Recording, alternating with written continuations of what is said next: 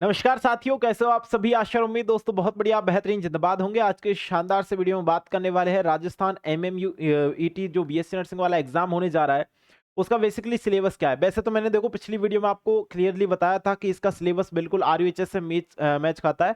फिर भी इनकी वेबसाइट पे अभी सिलेबस डाल दिया गया है। अगर किसी बच्चे ने नहीं देखा हो, किसी भी मेरे भाई ने या बहन ने नहीं देखा हो, वो इनके ऑफिशियल वेबसाइट पे जाके वो सिलेबस भी चेकआउट मार सकते हैं, जिसमें थोड़ा सा चेंजेस आया है जो फिजिक्स में और मैथ में आया है। और मैथ जिन बच्चों के पास है वो जाकर के देख सकते हैं, मैं अभी आपको बता भी दूंगा। लेकिन आज के इस वीडियो में मैं कंप्लीटली सिलेबस आप सभी को बताने वाला हूं, जितने भी साथी यहाँ पर है उन सभी के लिए। अगर आपको वीडियो पसंद आती है तो वीडियो को लाइक, चैनल को सब्सक्राइब अवश्य रूप से कर देना और इस वीडियो को अपने सभी साथियों तक अवश्य रूप से शेयर कर देना। चलिए शुरू करते हैं आज के छोटी सी और खास वीडियो आप सभी के लिए जो सिलेबस से रिलेटेड रहने वाली है। ठीक है, सबसे पहले छोटी सी एक अपडेट मैं आप सभी को दे दूं जितने साथियों को पता है। देखो, आज हम लोग जो बात करने वाले बेसिकली वो किसके बारे में करने वाले, वो करेंगे हम लोग एमएमयू ईटी यूजी 2026 परीक्षा की संपूर्ण जानकारी, यानी कि एक तरीके से एप्लीकेशन फॉर्म, इंपॉर्टेंट डेट्स और फीस स्ट्रक्चर प्लस में आपका सिलेबस। ठीक है, इन सभी मुद्दों के ऊपर बात करने वाले। देखो, ऑनलाइन आवेदन शुरू हुए थे आपके कब से, 21 मई से शुरू हो गए और अभी 21 मई से शुरू होकर के कब तक चलेंगे भैया, ये 10 जून तक एग्जाम फॉर्म चलने वाले हैं। किसी बच्चे ने अभी तक अप्लाई नहीं किया हो दोस्तों तो सबसे पहले वो फॉर्म अप्लाई करेगा। ठीक है, हाँ, उसके बाद ऑनलाइन फॉर्म सबमिट की जो डेट रहेगी वो भी 10 जून ही रहेगी, तो लास्ट डेट रहेगी आपके पेमेंट की और फॉर्म की। ठीक है, उसके बाद फॉर्म में कोई भी मिस्टेक हो जाती है तो भैया 11 जून से 12 जून के बीच में आप इसे करेक्ट करा सकते हो, सही करा सकते हो। ठीक है, परीक्षा केंद्र जो एग्जाम सेंटर आएंगे वो आपके 24 जून को जारी होंगे। एडमिट कार्ड डालने के या डाउनलोड होने की जो तिथि है वो 28 जून रहने वाली है। एमएमयूईटी परीक्षा की तिथि, एग्जाम जो तिथि रहेगी मेरे भाई, वो मैंने आपको बता ही दिया कि 1 जुलाई से लेकर के 4 जुलाई तक आपके फॉर्म भरे जाएंगे। और इसके जो एग्जाम होने वाला, सॉरी फॉर्म नहीं, आपका एग्जाम होगा और इसका जो एग्जाम होगा वो सीबीटी बेस्ड होगा। ठीक है, यानी कंप्यूटर बेस्ड टेस्ट होगा, सीबीटी टेस्ट होगा प्यारे बच्चों। ठीक है, सीबीटी बेस्ड होगा।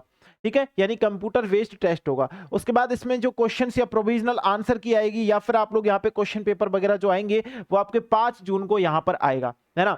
आंसर की तुरंत जैसे आपके एग्जाम लग जाएगी तुरंत उसके बाद आपकी आंसर की जारी हो जाएगी दोस्तों, तो आपको उस टाइम पता लग जाएगा कि आपके कितने नंबर आ रहे हैं। बहुत सारे मेरे दोस्त ऐसे जो मेरे को लगातार मैसेज या कॉल कर रहे हैं वो यही पूछ रहे हैं भैया कि अगर हम इसका फॉर्म अप्लाई करते हैं मान लो तो क्या ऐसा हो जाएगा कि हम आरयूएचएस में जो हमारे मान लो 50 नंबर आए हैं बहुत सारे बच्चों के यहाँ पे 45 आए हैं, किसी के 40 आए हैं, तो इन बच्चों को चांस बन रहा है कि ये प्राइवेट ले लेंगे, है ना।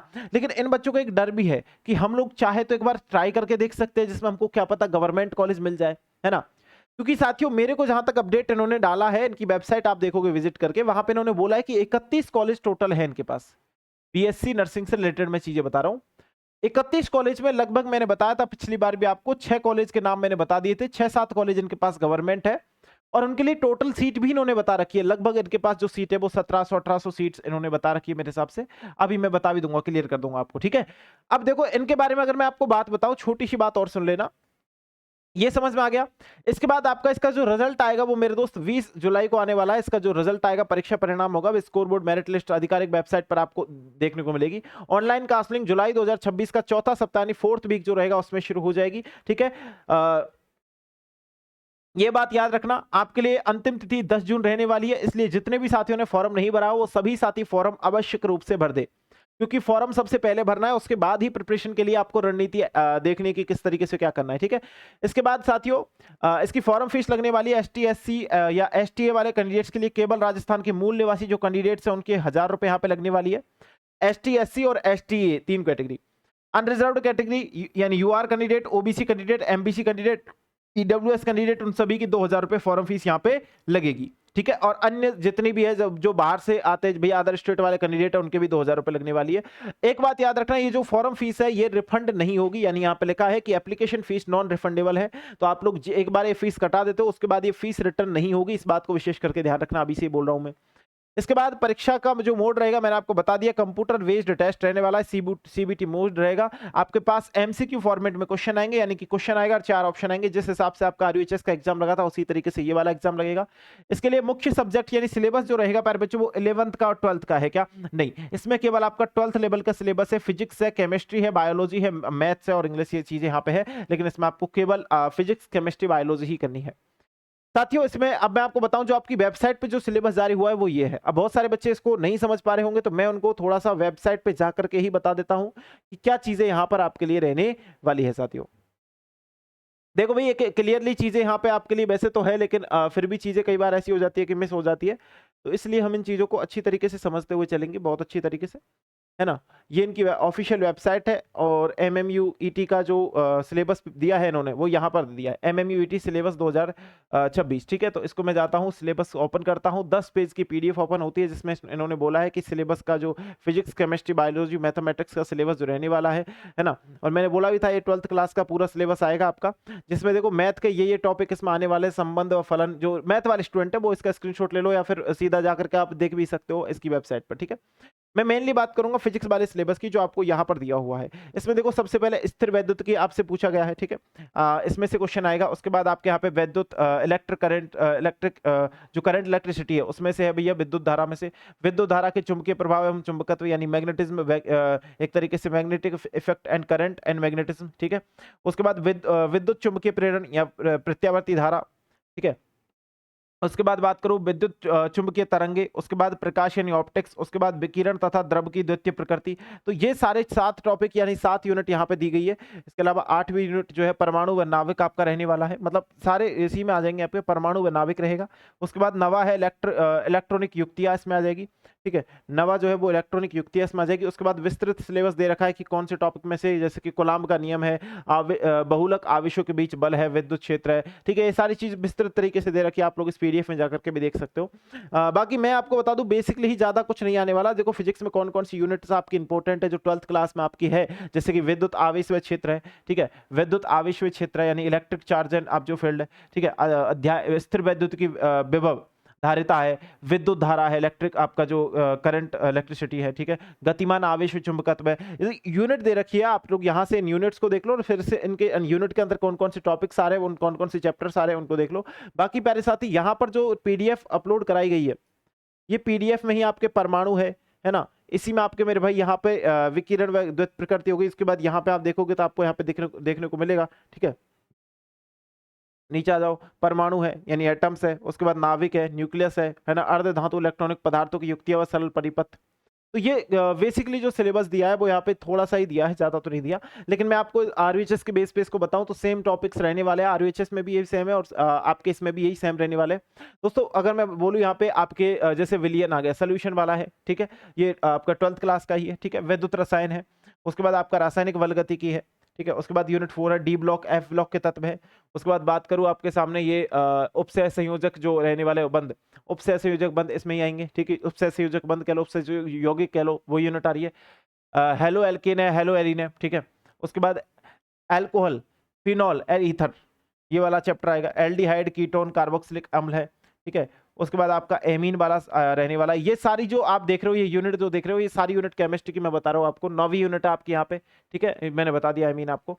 जैव अणु, ये इसी में आ रहा है। ठीक है, बायोमोलिक्यूल्स जो रहेगा वो भी इसी में आ रहा है। अब इस जैव अणु वाले चैप्टर में मेरे दोस्त आपके यहाँ पे कार्बोहाइड्रेट, प्रोटीन, विटामिन, लवण, न्यूक्लिक अम्ल, हार्मोन, ये सब कुछ आ रहा है।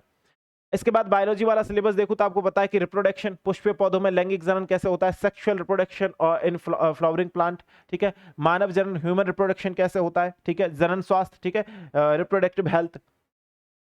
उसके बाद आनुवांशिकी विकास जो रहेगा। ठीक है, उसके बाद में बात करो आपसे वंशानुगति, आणविक आधार। ठीक है, ये सभी जो टॉपिक्स मैं बता रहा हूँ ये आपको 12th की परसेंटेज, इस पे केवल 12th का सिलेबस बता रहा हूँ। विकास, ओवोल्यूशन आएगा आपका, मानव कल्याण के जीव विकास। ठीक है, बायोलॉजी ऑफ ह्यूमन वेलफेयर। ठीक है, उसके बाद मैं बात करूँ प्यारे बच्चों यहाँ पे ये इसी के अंदर आ रहा है, 8वीं यूनिट है ना, इसी के अंदर आ रहा है।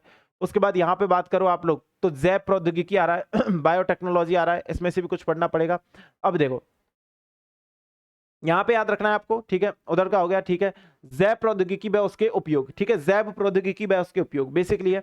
उसके बाद बात करूं जैव समष्टियां। ठीक है, परिस्थितिकी, इकोलॉजी आ गया, परिस्थितिकी। उसके बाद पारितंत्र आ गया, इकोसिस्टम आ गया, जैव विविधता व संरक्षण आ गया। ठीक है, तो ये सारे टॉपिक्स केवल 12th क्लास के हैं। तो 12th क्लास का सिलेबस आपको याद रखना पड़ेगा। आपके पास पीसी है तो पीसी भी तो अच्छी तरीके से आप पढ़ लेना। अब जितना सिलेबस इन्होंने अपनी ऐसे फाइल में इंक्लूड किया है, उतना सिलेबस तो आप लोग देख भी सकते हो और अच्छी तरीके से इनको क्लियर भी कर लेना। इनमें से सिलेबस आपका पेपर पैटर्न आने वाला है। लेकिन दोस्तों यहाँ पे एक चीज आप लोग को याद रखनी है, वो चीज कौन सी है भैया? वो चीज यहाँ पे ये है कि इन्होंने अपना जो नोटिफिकेशन जारी किया है, इस नोटिफिकेशन में यहाँ पर, हाँ मैं आपको दिखा देता हूँ 1 मिनट के लिए। देखिए इन्होंने मेरे दोस्त इस नोटिफिकेशन में ये चीज साफ साफ मेंशन की है, अगर आप लोग देखना चाहो तो यहाँ पे देखो, ठीक है। इन्होंने बोला नर्सिंग के रिगार्डिंग जितने कॉलेज है इसमें, वो कितने हैं, 31 कॉलेज है। उन 31 कॉलेजों में अब इसमें गवर्नमेंट भी आ रहे हैं, प्राइवेट भी आ रहे हैं, और 1730 सीट यहाँ पे रहने वाली है, टोटल सीट जो है नर्सिंग के अंडर। अब नर्सिंग के अंडर मैं बोल रहा हूँ, नर्सिंग के अंडर की आपकी बीएससी नर्सिंग की बात कर लो, है ना। तो ये सारी चीजें इसके अंडर आ रही है, आप याद रखना। तो नर्सिंग के अंदर 31 कॉलेज है, जिनमें से लगभग 1730 सीटें यहाँ पे रहने वाली है, और 1730 सीट में प्यारे बच्चों आपकी गवर्नमेंट भी रहेगी और प्राइवेट भी रहेगी। अब मैं आपको उस दिन बता रहा था गवर्नमेंट 6 कॉलेज है ना, और 6 कॉलेज की हो सकती है, 7 कॉलेज भी हो जाए, एक दो मेरे ध्यान से भी निकल गई हुई चीजें ऐसी हो गई हो, लेकिन इतनी सीटें लगभग 6-7 कॉलेज इसमें गवर्नमेंट है, और कुछ कॉलेज यानी कि 25 के आसपास या 24 के आसपास आपके यहाँ पे कॉलेज कितनी है, प्राइवेट कॉलेज है। इसमें आ रही है जितनी बार मैं बता रहा हूँ, जो आपके जोधपुर संभाग के अंतर्गत आ रही है वो मैं आपको बता रहा हूँ। कंप्यूटर बेस्ड इसका टेस्ट रहेगा। बहुत सारे मेरे दोस्त ऐसे भी है जो अभी कंफ्यूजन की स्थिति में जी रहे हैं कि इसका जो एग्जाम होगा वो जयपुर होगा या जोधपुर होगा, ठीक है, जयपुर होगा या जोधपुर होगा। दोस्तों ज्यादातर तो चांस बन रहे कि इसका जो एग्जाम है वो जोधपुरी हो, ठीक है, ज्यादातर तो इसके चांस है कि इसका एग्जाम जो है वो जोधपुरी होने वाला है, चिंता मत करिए, ठीक है। हाँ, क्योंकि कंप्यूटर बेस्ड आपका टेस्ट रहेगा, यानी कि पूरा आपका कंप्यूटर पे लगने वाला टेस्ट है। सिलेबस मैंने आपको बता दिया है, 100 क्वेश्चन आपके एग्जाम में पूछे जाने वाले हैं इसमें से, ठीक है। उन 100 क्वेश्चंस को अच्छी तरीके से आप लोग कर पाओगे, तभी कर पाओगे जब आप इस सिलेबस को कंप्लीट कर लोगे। याद रखना मेरे भाई, ये आपके लिए बहुत ही खास और बहुत ही जो है अच्छी गोल्डन अपॉर्चुनिटी है। इसके बाद ये निकल गई तो कोई ऑप्शन भी नहीं बचेगा, आपकी साल पट जाएगी। तो या ध्यान से ये बात बिल्कुल समझ के करना, तैयारी पे जोर देना मेरे भाई, और ये करना कि किसी भी तरीके से पेपर आपका निकले ना, ठीक है, किसी भी तरीके से जो पेपर है आपका वो छूटे ना, अच्छा पेपर जाए। अच्छा पेपर जाने के लिए अच्छी पढ़ाई भी करनी पड़ती है, अच्छी तरीके से मेहनत भी करनी पड़ती है। तो ये बात विशेषकर ध्यान रखना कि आपको हर हालत में कॉलेज चाहिए, है ना, आखिरी ऑप्शन समझ के मेहनत करना। और इसी तरीके से मेरे भाई आपको गवर्नमेंट कॉलेज लेनी है मेरे दोस्त इस बार, ठीक है। हाँ, इसमें से जितना हर एक स्टूडेंट को एक सीट यहाँ पे कंफर्म करनी है, चाहे कुछ भी हो जाए, है ना। हर एक विद्यार्थी को यहाँ पे, हर एक स्टूडेंट को यहाँ पर एक सीट कंफर्म करनी है, और वो तभी कर पाएगा जब वो अच्छी तरीके से मेहनत कर पाएगा यहाँ पे, ठीक है। एक चीज मैं यहाँ पे आपको दिखाना चाह रहा हूँ जो शायद यहाँ पे नहीं दिख रही है, मैं आपको कोशिश करूंगा इसमें दिखा दूं। देखिए, दो तीन चीजें हैं कि सीबीटी मोड पे तो टेस्ट हो रहा है, ठीक है, एग्जामिनेशन किस पे हो रहा है, सीबीटी मोड पे हो रहा है। उसके अलावा यहाँ पर जो पेपर पैटर्न है वो 100 क्वेश्चन आएंगे, फिजिक्स के 33, केमिस्ट्री के 33, बायोलॉजी के, या बायोलॉजी नहीं है किसी के पास, मैथमेटिक्स है तो मैथमेटिक्स के 34। एक क्वेश्चन 1 नंबर का मिलेगा, कोई भी नेगेटिव मार्किंग नहीं है, सबसे अच्छी बात है। तो हमको 100 में से 100 नंबर करके आने हैं।